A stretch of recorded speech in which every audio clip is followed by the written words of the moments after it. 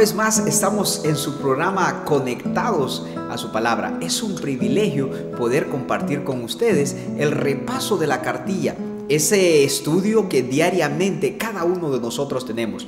El tema para esta semana fue el Pentecostés y traía como texto base en Hechos capítulo 2 versículos 32 que dice: a este Jesús resucitó Dios, de lo cual todos nosotros somos testigos. Así que, exaltado por la diestra de Dios y habiendo recibido del Padre la promesa del Espíritu Santo, ha derramado esto que vosotros ves y oís. La lección de esta semana abarca un momento muy importante en la historia de la iglesia. Tan importante que vamos a detenernos un poquito para poder ver y comprender de mejor manera. Pero antes de poder iniciar nuestro estudio, es muy importante que nosotros podamos definir la palabra Pentecostés. Habían tres grandes festividades importantes para todo judío y que era una obligación participar si él vivía en un radio aproximadamente de 30 kilómetros de Jerusalén. Esas tres fiestas, la primera de ellas era la Pascua, la segunda el Pentecostés y la tercera la fiesta de los tabernáculos. Es así entonces que en el griego la palabra Pentecostés significa 50. En el calendario judío designa la fiesta en que se celebraba los 50 días después de la Pascua. Era un día de gozo, era un día especial, era un día en que el pueblo de Israel verdaderamente se regocijaba. Era el día en el cual se presentaban las primicias de la siega del trigo. Muchas personas dicen que el Pentecostés es el día en el cual la iglesia cumple años, o sea, la inauguración de la iglesia. Es por eso que en esta ocasión nuestra intención es presentar este repaso en tres puntos importantes. Y el primero de ellos es la venida del Espíritu Santo. Otro consolador.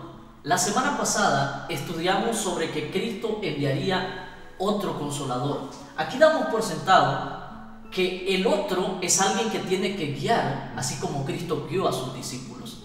La palabra que Juan utiliza en el capítulo 14, versículo 16, es: os enviaré otro consolador. Refiere que no es Cristo mismo, sino que es otra persona con la misma capacidad de guiar. El diccionario griego define alos como otro, diferente o adicional. En el Nuevo Testamento esta palabra aparece aproximadamente unas 160 veces. Nuestros hermanos, estas palabras griegas pues tienen un significado, y en algunos casos alos y en otros casos heteros tienen el mismo significado, es decir, significan otros. Alos usualmente significa otro de la misma clase, mientras heteros significa otro de una clase o naturaleza diferente. Esta distinción es sumamente importante y tiene un contenido teológico cuando Jesús lo usa en Juan 14, versículo 16, cuando él habla de otro consolador. Lo que realmente Jesucristo está diciendo, que prometió enviar un alos parácletos, o sea, otro consolador de la misma clase de él, no otro heteros, o sea, diferente de él. Vamos a hablar también, amigos, de la manifestación del Espíritu Santo, ahora que sabemos cómo Jesús habló de él. Esta venida, según Hechos 2, es una escena intensa, en la cual podemos observar que una vez más el Espíritu Santo se manifestó de la manera que a él más le conviene. Ese momento fue un ruido tremendo en el cual los que estaban en el aposento alto escucharon y asimismo también lo sintieron. No debemos de temer al Espíritu Santo, su manifestación en nuestras vidas. Él hará también la manifestación gloriosa que hizo Jesús en la barca con sus discípulos. Nos va a proteger de cualquier miedo, o no importa cuán fuerte sea la tormenta, el Espíritu Santo va a seguir la obra protectora que Jesús tenía en la barca con sus discípulos, y esa es la manera en que nosotros también podemos confiar en Él. Querido amigo, querida amiga, en el Antiguo Testamento también el Espíritu Santo tuvo manifestaciones, de forma muy notable, pero no lo hizo en su plenitud total. Pero lo importante a destacar acá no es si lo hace de una forma total o si debe mostrarse en escenas como lo hicieron los discípulos en Hechos capítulo 2, sino que podamos tener este espíritu que pueda llevarnos a hacer las cosas que hicieron los discípulos en aquel momento, que podamos predicar el Evangelio y hacer que muchas personas se conviertan a Cristo Jesús, y que sobre todo podamos convertirnos en testigos fieles. El segundo punto que vamos a analizar es instrumentos del Espíritu Santo. O sea, cómo los discípulos fueron guiados y se convirtieron en vivos instrumentos del Espíritu Santo. Una vez que el Espíritu Santo descendió sobre ellos, aquellas palabras que decían que recibiréis poder cuando haya venido sobre vosotros el Espíritu, tomaron sentido. Aquí cabe mencionar dos formas en que el Espíritu Santo se manifiesta. En primer lugar, el don de lenguas, y en segundo lugar, la predicación. Hablaremos también acerca del don de lenguas. Se estima también que para el primer siglo habían de 8 a 10 millones de judíos en todo el mundo, y un 70% de estos judíos no vivían en Israel. Muchas personas que asistían a las fiestas en Jerusalén eran de países extranjeros y no hablaban el idioma arameo, el idioma que los judíos hablaban en ese momento. La mayoría de conversos judíos de diversas tierras que ahora podían escuchar el Evangelio en su propio idioma. El texto dice: cada uno oía hablar en su propia lengua. Lucas utiliza la palabra dialectos. Esto nos da la connotación de que cada uno de los extranjeros estaba escuchando hablar en su idioma natal. Es interesante ver que también el apóstol Pablo nos dice en la primera carta a los Corintios, el capítulo 14, versículos 27 y 28, si se habla una lengua extraña, que hablen 2 y hasta 3, pero que lo hagan por turnos y que uno de ellos interprete lo que se diga. Pero si no hay quien interprete, que esa persona guarde silencio en la iglesia y hable para sí misma y para Dios. Cabe destacar algo sobre el don de lenguas, y es que muchas personas en la actualidad creen que una de las señales para haber recibido el Espíritu Santo es hablar en lenguas. Sin embargo, en el Pentecostés, el derramamiento del Espíritu Santo y manifestándose en el don de lenguas no es la evidencia más importante de ese derramamiento, sino que sucedió o se manifestó de esa forma particular para poder catapultar la misión del Evangelio, la misión de la iglesia a todo el mundo. En este punto es interesante aclarar, chicos, que no solo Pedro es el que predica. El texto literalmente dice: ¿cómo pues les oímos hablar en nuestra propia lengua? Esto nos indica que el Espíritu Santo los empoderó para predicar en la lengua original de los presentes. Ahora bien, el sermón de Pedro es importante porque es el que explica y aclara muchos puntos, y podemos ver que hay 3 aspectos importantes que aclara. Uno de los primeros aspectos que aclara el sermón de Pedro es la explicación de la resurrección de Jesús. Pedro le abre el entendimiento a la multitud y le explica cómo es que fue posible la resurrección de Jesús.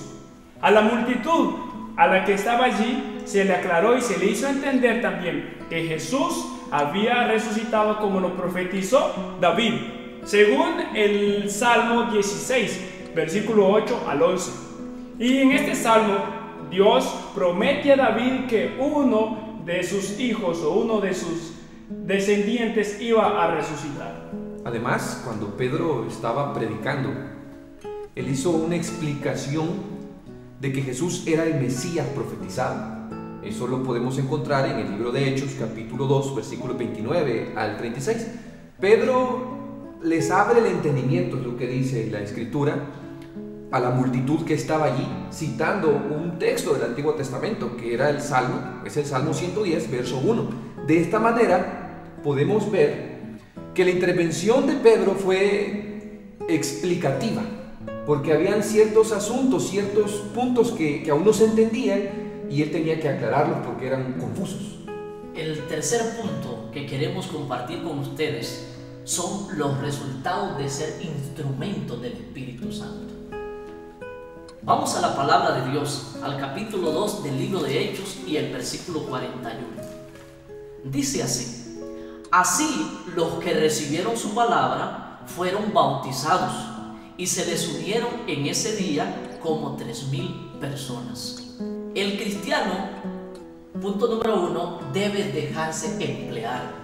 Cuando el predicador es un instrumento, no habrá límites para la obra transformadora del Espíritu Santo.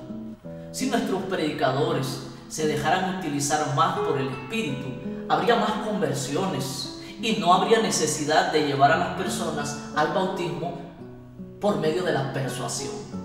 Hoy más que nunca, la iglesia necesita clamar desesperadamente por el poder del Espíritu Santo. Es Él quien utilizará a los predicadores y será Él quien convencerá a los pecadores. Me gustaría que hiciéramos una recapitulación de todo lo que hemos visto en este estudio. Y vamos a ver esos 3 puntos en el cual pudimos desglosar la lección de esta semana. Punto número 1, la venida del Espíritu Santo. Aquí pudimos analizar ese otro consolador, una explicación muy importante que cada uno de nosotros debemos de comprender. También pudimos ver cómo el Espíritu Santo se manifestó en el día del Pentecostés. El punto número 2 era instrumentos del Espíritu Santo. Y ahí vimos cómo el Espíritu Santo se manifiesta en los discípulos a través del don de lenguas y también a través de la predicación del Evangelio. El punto número 3 es los resultados de ser instrumentos del Espíritu Santo. Y ahí podemos ver cómo el Espíritu Santo, cuando emplea al cristiano, obra grandes resultados. Es por eso que, a manera de conclusión, me gustaría que cada uno de nosotros anhele ese deseo del Espíritu Santo en su vida. Esa es la petición más importante que debe de existir en la vida del cristiano. Ese derramamiento del Espíritu Santo, esa intervención de ese Parácletos, ese consolador en la vida de cada uno de nosotros. El Espíritu Santo será quien lo guíe a usted, quien me guíe a mí y quien siga guiando a la iglesia hasta el día en el cual tenga un encuentro con su Redentor. De manera personal, el día de hoy me uno al clamor de la iglesia por el Espíritu Santo, para que sea Él quien nos convenza de pecado, pero que también sea Él quien nos dé la motivación y la convicción de la salvación. Si ese es tu deseo, también quisiera pedirte que te unas a la oración en este momento. Buen Dios y Padre Celestial, gracias por el Espíritu Santo. Gracias porque, aunque su obra en el Antiguo Testamento fue minuciosa, Jesús se encargó de presentárnoslo, Señor. Y hoy más que nunca es palpable a través de su presencia.